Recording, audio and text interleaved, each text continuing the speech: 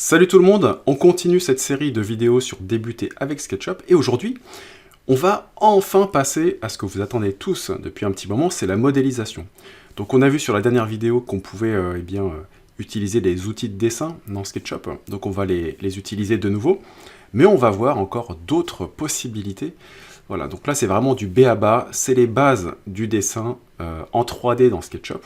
Donc pour ceux qui connaissent, eh bien, ça va peut-être leur rappeler des souvenirs. Et puis, pour les débutants, regardez, on va enfin s'amuser avec notre ami SketchUp. Donc, j'ai pris mon avatar au démarrage.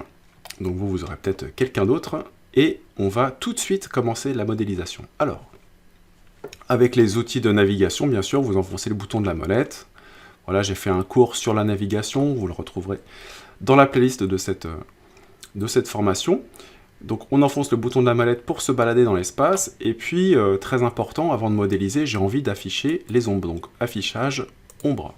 Ça permet d'insister sur la présence des objets dans SketchUp, puisque, je vous rappelle, dans SketchUp, on n'a pas de fond, on n'a pas de sol du tout, c'est complètement transparent. Voilà.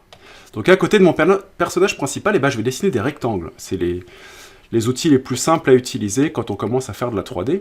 Donc on prend l'outil rectangle qui est sous le crayon, et puis on va cliquer une fois, une deuxième fois, et comme ça on va créer des rectangles au sol. Voilà, comme ça on dézoome, avec la molette on rezoome. Si on veut pivoter de nouveau, eh bien on peut, même si on a l'outil de dessin qui est activé. Et là on va faire des volumes. Donc pour faire les volumes, on prend l'outil pousser-tirer qui est juste là. Voilà, pousser-tirer, un clic. Alors le raccourci clavier, pour ceux qui sont fans de raccourci clavier, c'est la touche P. Voilà. Pousser-tirer. Donc on clique une fois, on déplace la souris vers le haut et on clique une deuxième fois pour créer le volume. Vous voyez que c'est assez simple. Autre astuce, vous laissez votre doigt tout le temps appuyé sur le bouton gauche, voilà, et vous le relâchez. Et ça fait exactement la même chose. Donc soit je clique, je déplace, je clique, soit je laisse longtemps mon doigt appuyé dessus.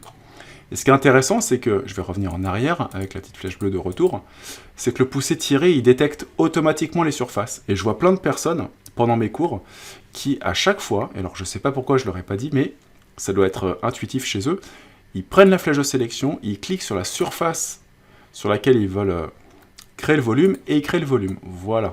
Mais en fait, ça c'est un super inconvénient, parce que si dans la foulée vous devez attraper une autre surface au sol, et c'est toujours celle-ci qui reste activée, et ça c'est embêtant. Donc, un petit conseil, ne faites pas comme les autres, ne sélectionnez pas d'abord votre face, en fait c'est l'outil qui va détecter automatiquement avec sa petite flèche rouge la surface à modéliser. Donc là on modélise, on monte, et on dit qu'on extrude, un terme qui est un peu barbare, mais qui veut dire qu'on part d'une surface à 0 et qu'on crée un volume. Voilà, je reviens en arrière. Hop.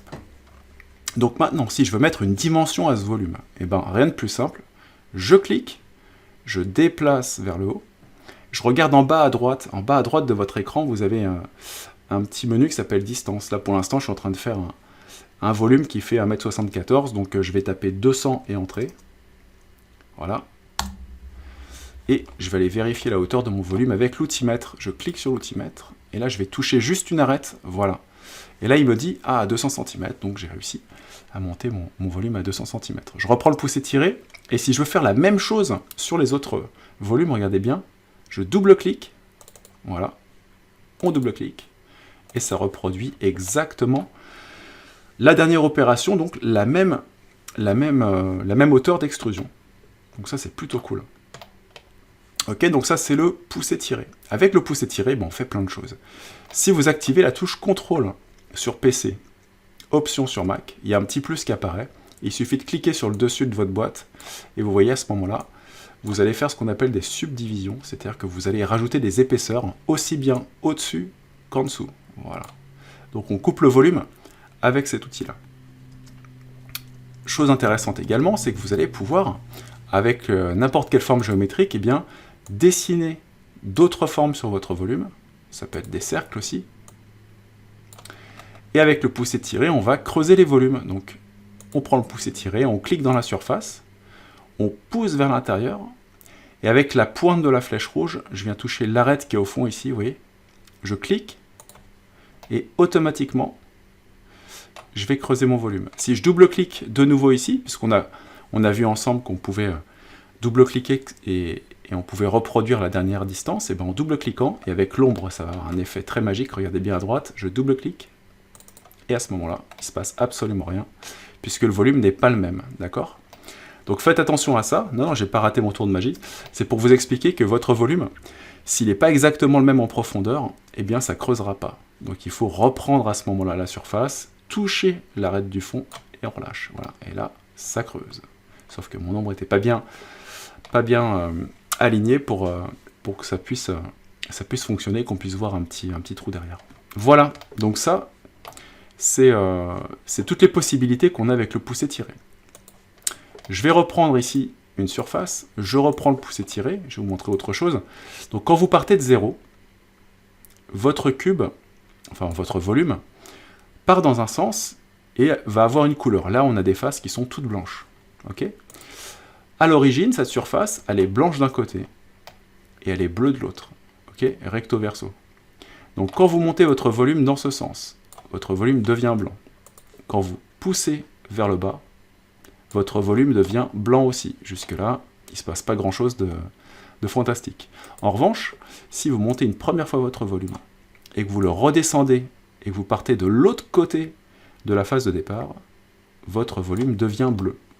Okay, donc c'est une chose qu'on ne peut pas changer par défaut, c'est comme ça dans SketchUp, c'est blanc, c'est bleu. Faut juste s'adapter, donc ça peut être très pratique quand même, pour voir que par rapport au volume de départ, ben, vous êtes passé de l'autre côté de la barrière, c'est-à-dire la phase de départ. C'est comme si vous étiez en train de retourner une chaussette, vous inversez le volume dans l'autre sens. Et puis avec la gomme, quand vous cliquez sur une arête, ça supprime l'arête, donc on voit bien qu'il y a du bleu à l'intérieur, donc il y a toujours cette histoire de face recto-verso qui existe. Donc quand vous avez une face blanche par défaut, il y a toujours de l'autre côté une face bleue. Donc voilà pour créer des volumes de base avec le poussé tiré.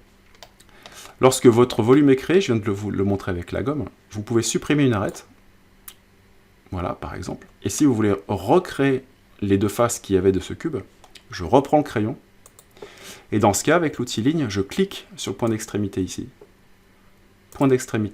et ça va reconstituer automatiquement ma face. Alors autre chose que l'on peut faire de sympa avec les outils de base de SketchUp, on va en voir un deuxième maintenant. Donc on a eu le poussé tiré, on va voir ici l'outil décalage. Et l'outil décalage, lorsque vous cliquez sur une face et que vous déplacez la face, eh bien SketchUp va vous créer une épaisseur. Vous voyez, on a une petite bordure, donc ça c'est top pour faire vos épaisseurs de mur quand vous faites des plans. Et avec le poussé tiré, vous voyez, je vais faire la même chose. Je vais repartir sur ma face, ici, hop, et je viens toucher le point ici, qui me permet de creuser mon volume. Donc là, j'ai un caisson. Et comme ça, on pourrait faire des trucs, mais hallucinants. Avec ces outils-là, vous voyez, je vais reprendre maintenant ce que je vous ai montré précédemment. Regardez, je vais prendre un rectangle, je vais prendre l'outil décalage et le poussé tiré, et je vais vous faire un dressing très rapidement, alors sans dimension. Mais regardez comme c'est agréable d'utiliser SketchUp. Je sélectionne, je fais mon rectangle, poussé tiré. Donc je vais indiquer une hauteur à peu près raisonnable. Hop, peut-être pas par rapport à mon personnage. Alors attendez, je vais tout supprimer, ça sera plus simple. Je vais me rapprocher de mon personnage qui me donne l'échelle, et puis je dessine par exemple un dressing comme ça. Voilà. Vous voyez, j'ai pas mis de dimension, j'ai dessiné mon volume. Maintenant avec l'outil décalage, je viens faire une épaisseur, comme s'il y avait des petites planches tout autour. Avec le poussé tiré, je viens pousser jusqu'au bout. Donc vous avez vu que j'ai utilisé, je vais peut-être aller un peu trop vite, l'outil décalage. Donc je décale avec l'outil décalage une épaisseur. Voilà, je pousse à l'intérieur. Et maintenant avec l'outil poussé tiré, la touche CTRL, je vais créer des épaisseurs supplémentaires. Hop, une comme ça, une comme ça, tac, et une comme ça, ok? Avec la touche CTRL, j'enlève la possibilité de créer des épaisseurs supplémentaires et je viens pousser à l'intérieur. Et je double-clique, et je double-clique. Ok? Maintenant, pour faire des petites étagères, je rappuie sur la touche CTRL, je monte le volume, hop, et je fais aussi plusieurs petites épaisseurs. Hop. Jusque-là, par exemple. Etc., etc. Et là, c'est super intéressant parce que rapidement, pour faire un schéma, par exemple une esquisse de meuble, sans forcément rentrer les dimensions, en double-cliquant, et ben on a quelque chose, hop, on fait du mobilier très rapidement. Donc c'est vrai que ça, à chaque fois que je le montre à des gens qui n'ont pas l'habitude d'utiliser ce genre de logiciel, et qui ont travaillé pendant des années sur papier, crayon, règles, etc., et qui font du meuble, quand je leur montre ça, ils deviennent fous, parce que combien de fois ils ont tout dessiné à la main, ils ont pris peut-être, je sais pas, 1 heure à faire ça, alors qu'avec SketchUp, alors c'est sûr que j'ai pas mis de dimension, mais c'est génial de pouvoir tout de suite voir son objet en 3D, pivoter autour. Alors vous voyez qu'à chaque fois, il m'a mis des faces bleues, des faces blanches partout. Donc rapidement, je peux tout sélectionner avec la flèche de sélection. Donc je fais une sélection globale. Le pot de peinture. Et je viens choisir, par exemple, dans mon menu matière, je vais choisir du blanc. Voilà. Hop. Et je viens d'abord tout remplir en blanc. Et peut-être que plus tard, je mettrai de la matière, mais au moins, ça enlève les faces bleues. Voilà. Donc on a vu aujourd'hui de la modélisation juste avec l'outil pousser-tirer, qui est un standard, un incontournable de SketchUp. C'est avec lui que vous allez pouvoir donc, monter vos murs, creuser vos murs. Vous allez pouvoir faire du mobilier, donc pas la peine de voir beaucoup plus de choses pour l'instant. On verra dans le cours prochain, notamment l'outil Suivez-moi. Et d'autres façons d'extruder, de créer du volume dans SketchUp. Si vous voulez une formation plus complète, là cette formation c'est vraiment, on débute avec SketchUp, mais si vous voulez vraiment avoir une formation beaucoup plus complète, je vous mettrai dans la description mes formations complètes, si vous voulez être opérationnel un minimum avec SketchUp. Et puis continuez à vous amuser, à apprendre. Un conseil, essayez, rien qu'avec les cours que je vous ai proposés aujourd'hui et précédemment, vous regardez autour de vous, vous prenez un objet et vous essayez de le modéliser. Et il n'y a que comme ça que vous allez progresser. Ou bien vous mesurez la pièce autour de vous, et puis vous vous amusez à la refaire avec les outils. Mais là, c'est encore un peu frais, on verra ça la prochaine fois, comment petit à petit aborder certains outils pour vous permettre de faire des choses un peu plus professionnelles, et puis être à l'aise avec SketchUp. Voilà, abonnez-vous à ma chaîne si vous voulez recevoir les dernières actualités, puis moi je vous dis à très vite pour de nouvelles aventures dans cette formation SketchUp. Ciao!